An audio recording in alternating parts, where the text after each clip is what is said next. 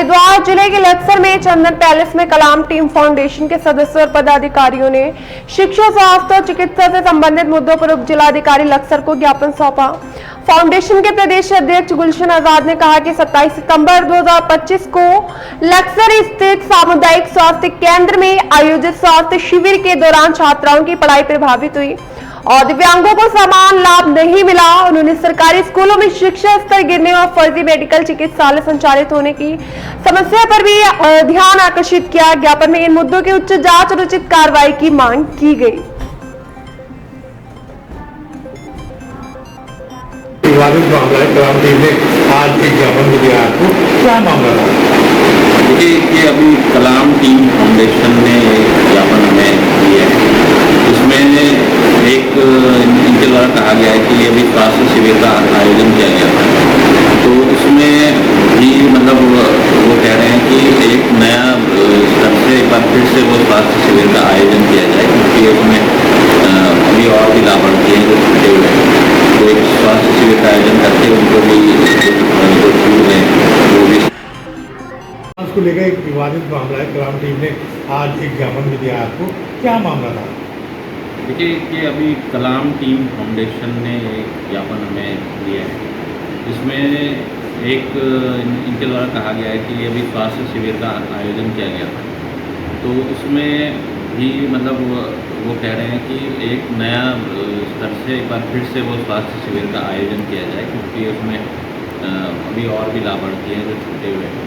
तो एक स्वास्थ्य शिविर का आयोजन करके उनको भी जो छूट गए वो भी इसका लाभ लें, और इसीलिए उन्होंने एक ज्ञापन दिया। तो हम जिलाधिकारी महोदय को ज्ञापन देंगे ताकि एक फिर से एक बार स्वास्थ्य शिविर लगाया जा सके।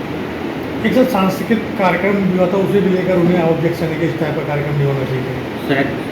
कुछ स्कूल के बच्चों ने और टीचर ने वहाँ पर कोई सांस्कृतिक कार्यक्रम किया, तो उसकी भी हम जांच करा लेंगे। अगर उनका कोई ऑब्जेक्शन सही है तो आगे कार्रवाई की जाएगी। एक मामला संज्ञान में आया है कि कुछ जो सरकारी स्कूल है उसमें जो भोजमाताएँ हैं उनके द्वारा जो भोजन बनाया था वो लकड़ी को बनाया था, जबकि नियम ये है कि उन्हें गैस होना चाहिए, गैस के द्वारा खाना बनना चाहिए, तो क्या करना चाहिए? हाँ, आपके द्वारा ये बात आपकी कही है, मेरे संज्ञान में आई है, तो मैं इसमें एक अपनी तरफ से एक निर्देश कार्यालय की तरफ से एक निर्देश सभी विद्यालयों को दे रहा हूँ कि भोजन जो विद्यालयों में मध्याह्न भोजन तैयार होगा उसमें गैस का प्रयोग किया जाए। इससे दो फायदे होंगे, तो समय पर तैयार भी होगा, स्वच्छता भी रहेगी, और दूसरा हमारे भोजन माताएँ हैं जो अनावश्यक जो कार्य है उससे, और इसमें हम सभी स्कूलों का एक बार डायरेक्शन भी दे देंगे, उसके बाद सभी स्कूलों का निरीक्षण भी करेंगे कि कितने स्कूलों में स्थान पालन किया। सर कहीं ना कहीं ये भी देखा जाता है कि शिक्षा जगत में कुछ लोग ऐसे माफी आ गए जिन पे मान्यता 8वीं के लेकिन वो 12वीं तक के बच्चों को शिक्षा दे रहे हैं, उसके बारे में कोई दिशा निर्देश है शिक्षा में? हाँ, उसके बारे में आपके स्तर से मुझे पता चला है कि इस तरह का अगर मैटर है, तो जितनी मान्यता है, क्योंकि हमारी मान्यता कक्षा 8 तक की मान्यता तो RT के अंतर्गत शिक्षा विभाग देता है, और 9, 10, 11, 12 जो है उत्तराखंड बोर्ड से अगर एफिडेविट है, उत्तराखंड बोर्ड से संबंधित है तो बोर्ड देता है, और CBSE या ICSE बोर्ड से तो वो संबंधित बोर्ड उनको मान्यता देता है। और जितनी मान्यता होती है उस स्तर की क्लास संचालित विद्यालय को करने की अधिकृत किया जाता है, उससे अतिरिक्त कोई भी वो एक्टिविटीज़ क्लास संबंधित नहीं कर सकता है। अगर कोई ऐसा मैटर है तो उस पर कार्रवाई की जाएगी, और सभी विद्यालयों को मेरे द्वारा पूर्व में भी निर्देशित कर दिया गया है, और आपने आज मेरे संज्ञान में लाया तो मैं आज एक इस संबंध में एक और अपनी तरफ से एक पत्र जारी सभी विद्यालयों को कर दूँगा कि वो जिस जो मान्यता प्राप्त जिस स्तर की मान्यता है उस स्तर की क्लासें तो संचालित करेंगे। सर एक माड़ा बेला गाँव में पूर्व में एक प्रकरण आया था जिसमें चावलों की गुणवत्ता बहुत खराब थी, जाले लगे हुए थे, और उसमें अब तक क्या कार्रवाई हुई है? इसलिए वो माड़ा बेला में जो चावल की क्वालिटी के संबंध में उसी दिन मेरे को भी संज्ञान में आ गई थी बात, मेरे स्तर से भी बात हुई थी। वो हुआ ये था कि जो संबंधित डीलर उसने चावल विद्यालय में पहुंचाए थे और वो खराब चावल प्राप्त विद्यालय को हो गए थे, तो उसको उसी दिन हमारे द्वारा विद्यालय से बात करके उसको चेंज करा दिया गया चावल को, और सभी विद्यालयों को हमने निर्देशित भी कर दिया गया है कि जब वो चावल विद्यालय के लिए डीलर द्वारा आपूर्ति की जा रही है उसको एक बार वो ढंग से चेक कर लें, किसी भी स्थिति में खराब चावल विद्यालय में प्राप्त ही न करें, और अगर कहीं प्राप्त हो गए हैं तो उसको तुरंत वो वापस वो डीलर को सुपुर्द करें, और अपने जो उनको जिस स्तर में या जितने किलोग्राम या जितने क्विंटल चावल उनको प्राप्त होने उतने वो साफ और स्वच्छ चावल जो हमारे विद्यालयों को जितने जिस कैटेगरी के चावल उनको देने हैं वो दें। अगर कहीं पे कोई दिक्कत आ रही है तो वो मुझे बताएं, मैंने सभी विद्यालयों से निर्देशित किया है इसका। सर देखने में आ रहा है कि जो प्राइमरी उच्च प्राइमरी विद्यालय हैं तो उनमें टीचर की व्यवस्था नहीं है, एक टीचर जो पूरी क्लासों को जो पढ़ा रहा है, इसे लेकर आप क्या कहना चाहेंगे? इसमें हमारे यहाँ समस्या उच्च प्राथमिक विद्यालयों में है। उच्च प्राथमिक विद्यालयों में क्योंकि भर्ती उच्च प्राथमिक विद्यालयों में जो अध्यापक हैं वो पदोन्नति का पद है। वो प्राथमिक विद्यालय से जब अध्यापक पदोन्नत होता है तो वो हमारे यहाँ उच्च प्राथमिक विद्यालय में आता है। अब क्योंकि पदोन्नति जिले स्तर से होती है और इस समय पदोन्नति हुई भी है, पदोन्नति में हमारे यहाँ जो टीचर जिनका पदोन्नति में प्लेसमेंट हमारे यहाँ हुआ था तो उनके द्वारा अभी तक कार्यभार ग्रहण नहीं किया गया है। इस कारण ये थोड़ा सा कुछ स्कूलों में हमारे यहाँ एकल शिक्षक हैं। इस संबंध में हमने क्योंकि जितने विद्यालयों में हमारे पास एकल शिक्षक है उस संबंध में हमने जिला स्तर को भी अवगत करा दिया है और जिला स्तर से क्योंकि पदोन्नति प्रक्रिया वहीं से संपन्न होनी है तो हमने उनको अवगत करा दिया है कार्रवाई के स्तर से। सर प्राइमरी उच्च प्राइमरी स्कूलों की जो शिक्षा की जो गुणवत्ता है तो वो जो धीरे धीरे जो क्षीण हो रही है, लोग जो है अपने बच्चों को सरकारी स्कूल में ना भेज के प्राइवेट स्कूल में भेजना पसंद कर रहे हैं, इसे लेकर आप क्या कहना चाहेंगे? क्या है? देखिए विद्यालय में निरंतर सुविधाएं बढ़ रही है। अध्यापकों की संख्या भी हमारे यहाँ प्राथमिक में कहते हैं तो प्राथमिक में हमारे यहाँ अध्यापक पूरी तरह से कार्यरत हैं और विद्यालयों की जो भवन है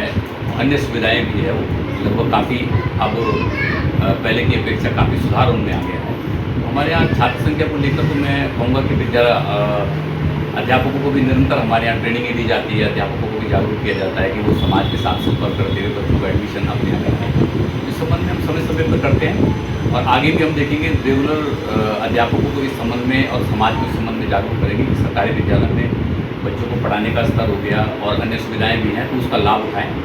और सरकारी विद्यालय में ही बच्चों का एडमिशन कराएं जिससे कि बच्चों का सर्वांगीण विकास अगर होगा हमारे विद्यालय में बच्चों का, इसके लिए हम अपने स्तर से प्रयास करेंगे। Okay sir, thank you. नहीं बन पाए, क्या कहना चाहेंगे इस विषय में? देखिए कम से कम 1000 से ऊपर हमारे पास मरीज आए थे, जिसमें से 200 मरीज सिर्फ विकलांग सर्टिफिकेट बनवाने आए थे और उन लोगों को मना किया गया, जैसे मेरी बात हुई उनसे, कि जो हड्डी से संबंधित या मनोरोग से